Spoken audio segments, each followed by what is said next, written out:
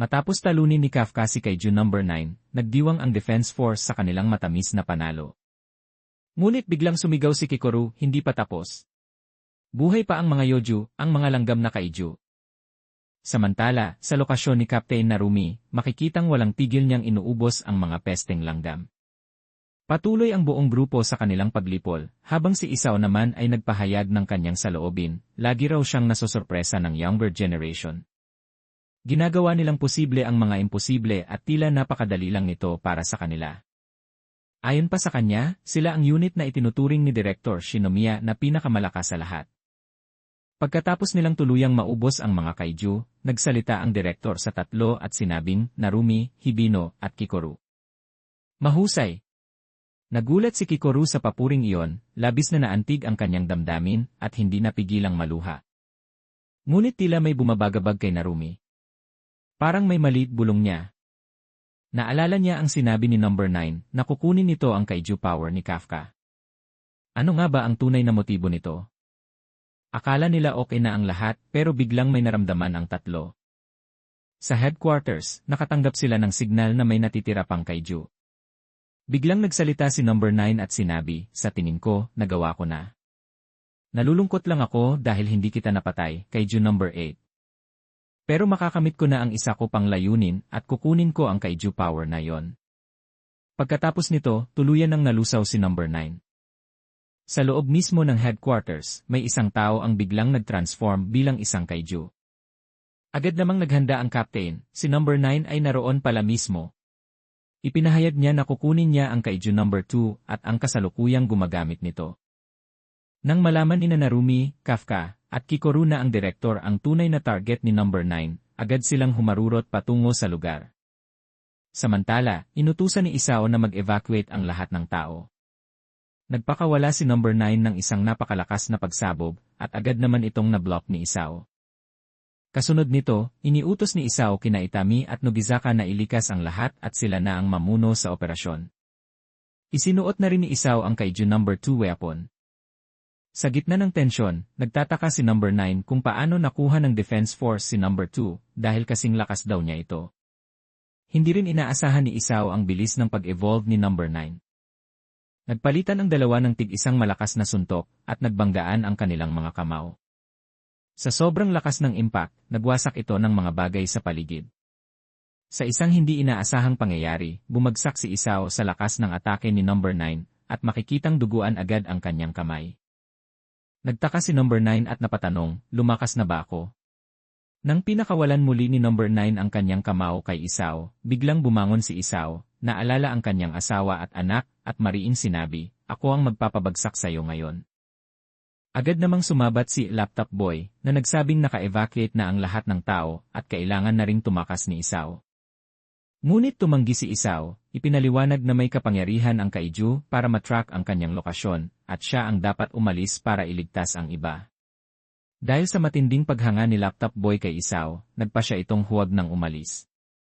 Determinado siyang tulungan si Isao na magtagumpay sa laban na ito dahil ito raw ang trabaho niya.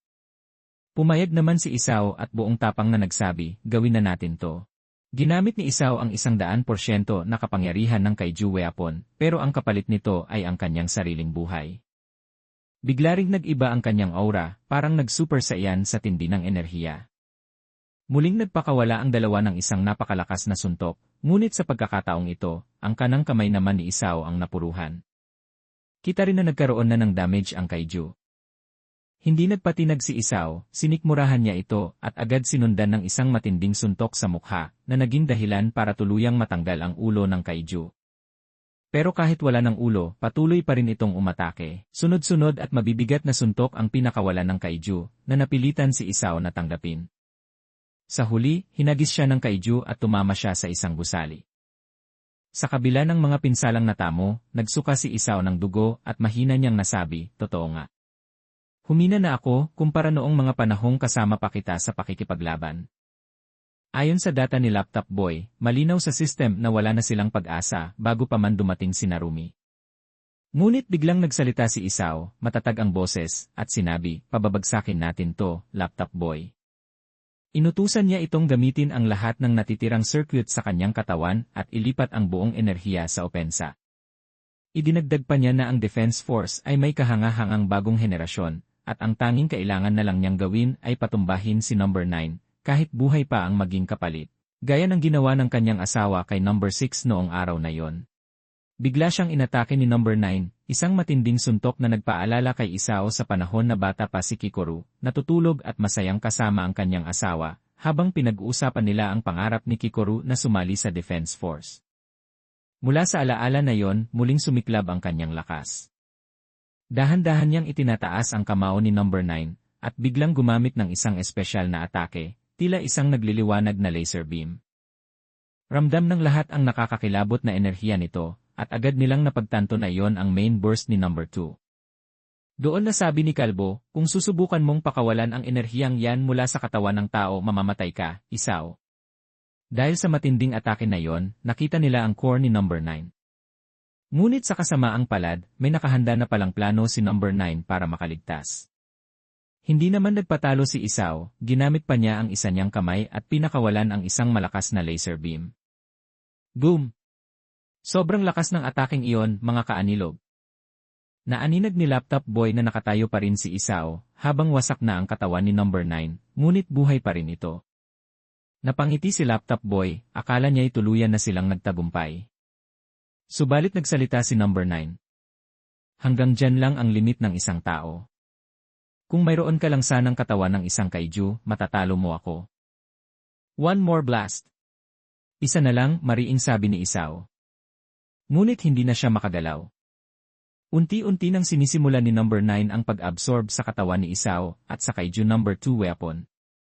Sa pagdating ni Kafka at Narumi, nakita nila si Isao na nakatayo pa, pero agad itong naramdaman ni Kafka na hindi ito ang kanilang direktor, at bigla itong umatake sa kanila. Nagtaka si Kafka dahil parang mas lumakas ito ng sobra, at napapatanong kung siya ba talaga si Number 9. Sinabi ni Number 9 na pinatay niya na si Isao at silang dalawa ay pinag-isa na. Biglang lumitaw si Kikoru sa itaas at pinagbabaril si Number 9 at hindi makapaniwala sa sinabi nito. Pinatunayan ito ni Number 9 at ipinakita ang mata ng kanyang ama. Sa galit, agad na inatake ni Narumi si Number 9 gamit ang kanyang undodgeable attacks. Naalala rin niya ang huling sinabi ni Isao sa kanya, nasa iyo ang responsibilidad na protektahan ang Defense Force at ang ating bansa. Ngunit bago pa siya makapagpatuloy, nagpaalam si Number 9 na aalis muna dahil nakararanas siya ng komplikasyon matapos nilang mag-fuse ni Isao. Tinuhog siya ni Narumi mula sa itaas, pero wala itong naging epekto dahil napaghandaan na ni Number 9 ang ganitong atake mula sa huli nilang laban. Sumugod din si Kafka at sinuntok siya ng ubod ng lakas, ngunit gaya ng inaasahan, wala rin itong naging epekto. Nag-enjoy ka ba sa episode na to? Kung oo, palike naman ng video at huwag kalimutang mag-subscribe sa aming channel. Malaking tulong yun para sa amin bilang small content creators. Maraming salamat po, arigatou gozaimasu.